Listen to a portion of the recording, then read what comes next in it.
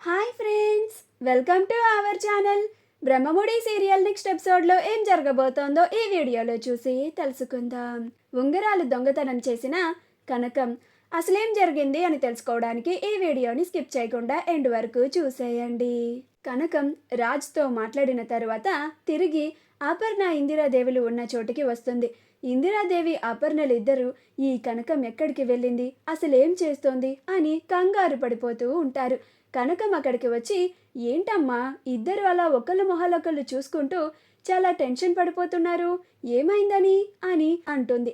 అప్పుడు అపర్ణ, మా భయం నువ్వు మాకు ఒక్క మాట కూడా చెప్పకుండా ఎక్కడికి వెళ్ళావా, ఏం చేస్తున్నావా అన్నదే కనకం అని అంటుంది. అప్పుడు కనకం, అయ్యో వదిన, నేను అల్లుడు గారితో మాట్లాడడానికి వెళ్తున్నానని చెప్పాను కదా అని అంటుంది. అప్పుడు ఇందిరాదేవి, అంటే నువ్వు ఇప్పుడు రాజుతో మాట్లాడి వచ్చావా అని అంటుంది.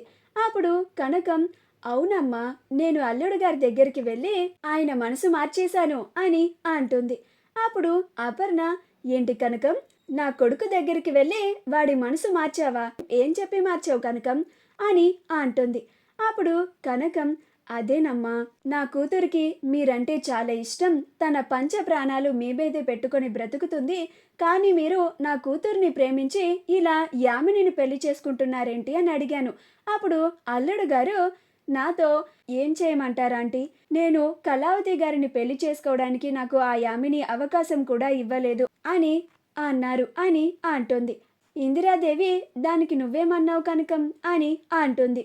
అప్పుడు కనకం, అల్లుడు గారు ఇప్పుడు నా కూతురిని పెళ్లి చేసుకోలేను అని నమ్మకం కోల్పోయి ఉన్నారు కాబట్టి నేను ఆయనలో నమ్మకం వచ్చేలాగా చేశాను అని అంటుంది.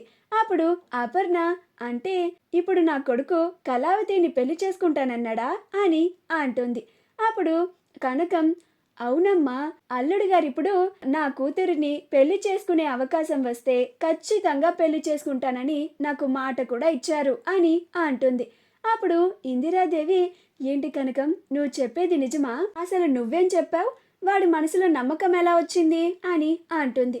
అప్పుడు కనకం, ఏమీ లేదమ్మా, మొదటిగా మీ ఇద్దరికి ఎంగేజ్మెంట్ అయినప్పుడు మీకు యాక్సిడెంట్ అయ్యింది, మీరు 6 నెలలు కోమాలో ఉన్నారు, అది మొదటి శకనం.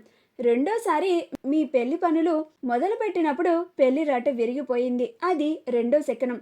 మూడోది, అమ్మవారికి పూజ చేస్తుంటే హారతి కొండెక్కింది, అది మూడో శకనం. అంటే దేవుడికి కూడా మీ ఇద్దరి పెళ్లి జరగడం ఇష్టం లేదు అని చెప్పానమ్మా. అంతే, అల్లుడు గారు నా మాటలు వినేసి నమ్మేసి కళావతిని పెళ్లి చేసుకోవచ్చు, దానికి అవకాశం ఉంది అని నమ్ముతున్నారు అని అంటుంది.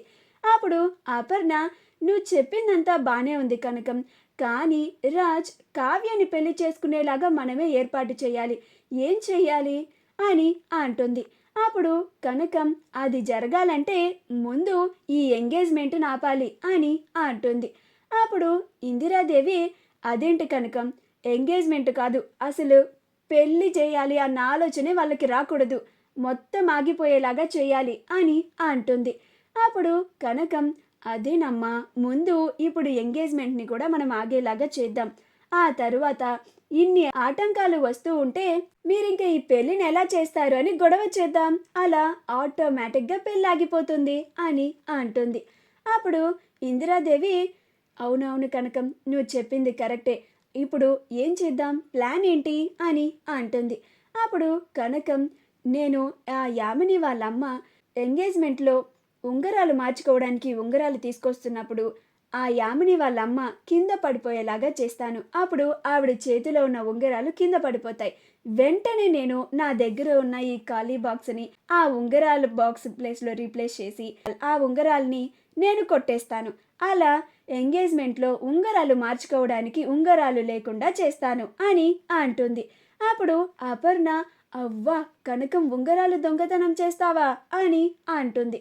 అప్పుడు కనకం, మరి నా కూతురు కోసం అల్లుడు కోసం తప్పదమ్మా అని అంటుంది. అప్పుడు ఇందిరాదేవి, ఊరుకోవే, నువ్వు చేసేది మంచి కార్యానికే కదా కనకం, ప్లాన్ సూపర్ ఉంది, నువ్వు ఇలానే చెయ్యి అని అంటుంది. అప్పుడు కనకం, అలాగేనమ్మా అని అంటుంది. అప్పుడు అపర్ణ, సరే పదండి వెళ్ళి ఆ ప్లాన్ని ఇంప్లిమెంట్ చేద్దాం అని అంటుంది.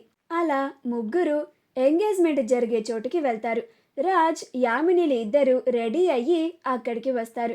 రాజ్, కళావతి గారు వాళ్ళ అమ్మగారేమో కళావతి గారిని పెళ్లి చేసుకోవడానికి ఛాన్స్ వస్తే పెళ్లి చేసుకుంటావా అని అడిగారు. అంటే ఖచ్చితంగా యామినితో నా పెళ్ళి ఆగిపోతుందా? నేను నాకు ఇష్టమైన కళావతి గారిని పెళ్లి చేసుకోవచ్చా అని ఆలోచించుకుంటూ ఉంటాడు. కానీ కళ్ళ ఎదుటుగా యామినిని చూసి కోపంగా ఉంటాడు. అప్పుడు పంతులు గారు, ఉంగరాలు మార్చుకోవడానికి ఉంగరాలు తీసుకురండమ్మా అని అంటారు. అప్పుడు యామిని వాళ్ళమ్మ అలాగే పంతులు గారు అని ఉంగరాలని తీసుకురావడానికి వెళ్తుంది. అప్పుడు ఇందిరాదేవి, కనకం, అదిగో యామిని వాళ్ళమ్మ ఉంగరాలు తీసుకురావడానికి వెళ్తుంది, వెళ్ళు అని అంటుంది. అప్పుడు కనకం అలాగేనమ్మా అని కనకం ఆ యామిని వాళ్ళ అమ్మ వెళ్ళే వైపు వెళ్తుంది. అలా యామిని వాళ్ళ అమ్మ వచ్చేటప్పుడు కార్పెట్ని లాగి యామిని వాళ్ళ అమ్మ ముందుకు పడిపోయేలాగా చేస్తుంది. అలా కనకమే వెళ్ళి ఆవిడ గారు పడిపోకుండా ఆపినట్టు పట్టుకుంటుంది. అలా యామిని వాళ్ళ అమ్మ పడిపోబోయే ముందు ఆవిడ చేతిలో ఉన్న ఉంగరాల బాక్స్ కింద పడిపోతుంది. అప్పుడు కనకం, ఉండండమ్మా నేను తీసిస్తాను అని చెప్పి తన దగ్గర ఉన్న ఖాళీ ఉంగరాల బాక్స్ని పెట్టి ఆ ఉంగరాల బాక్స్ని తన పవిటి చెంగులో పెట్టుకొని ఆ ఖాళీ బాక్స్ని ఆవిడకి ఇస్తుంది. అలా కనకం ఉంగరాలని దొంగతనం చేస్తుంది. అలా తెలియకుండా యామిని వాళ్ళ అమ్మ ఆ ఖాళీ ఉంగరాల బాక్స్ని తీసుకెళ్ళి ఇదిగోండి పంతులు గారు అని పంతులు గారికి ఇస్తుంది. అప్పుడు పంతులు గారు ఆ బాక్స్ ఓపెన్ చేసి చూస్తే ఉంగరాలు ఉండవు. అప్పుడు పంతులు గారు, ఇదేవిటమ్మా, ఇందులో ఉంగరాలు లేవు అని అంటారు. అప్పుడు అది విని అందరూ ఆశ్చర్యపోతారు. అప్పుడు యామిని వాళ్ళ అమ్మకి కూడా అక్కడ ఉంగరాలు ఎలా మిస్ అయ్యాయో అర్థం కావు. అప్పుడు ధాన్యలక్ష్మి, ఏంటి విచిత్రం అసలు, ఉదయం నుంచి ఆటంకాల మీద ఆటంకాలు వస్తున్నాయి. ఉదయమేమో పెళ్లి పనులు మొదలు పెట్టగానే పెళ్లి రాట విరిగిపోయింది. ఇందాక అమ్మవారికి పూజ చేస్తూ ఉంటే హారతి కొండెక్కింది. ఇప్పుడు ఆ ముహూర్తం బాగోలేదు అని మళ్ళీ ఎంగేజ్మెంట్ జరిపిద్దామని ఎంగేజ్మెంట్ అరేంజ్ చేస్తే ఇప్పుడు ఉంగరాలే పోయాయి. ఇన్ని ఆటంకాలు వస్తున్నాయి అంటే ఈ పెళ్లి జరగదని అనిపిస్తోంది నాకెందుకో ఈ పెళ్లిని ఇక్కడితో ఆపేస్తే మంచిది అని అనిపిస్తోంది అని అంటుంది. అప్పుడు యామిని పెళ్లిని ఆపేయమంటున్నారని చాలా కోపంగా ఉంటుంది. అసలు ఎందుకని ఇలా జరుగుతోంది అని అనుకుంటూ ఉంటుంది. మా వీడియో కనుక మీకు నచ్చినట్లయితే లైక్ చేయండి, షేర్ చేయండి, మా ఛానల్ని సబ్స్క్రైబ్ చేసుకోండి, పక్కనే ఉన్న బెల్ ఐకాన్ని క్లిక్ చేయడం మాత్రం మర్చిపోకండి.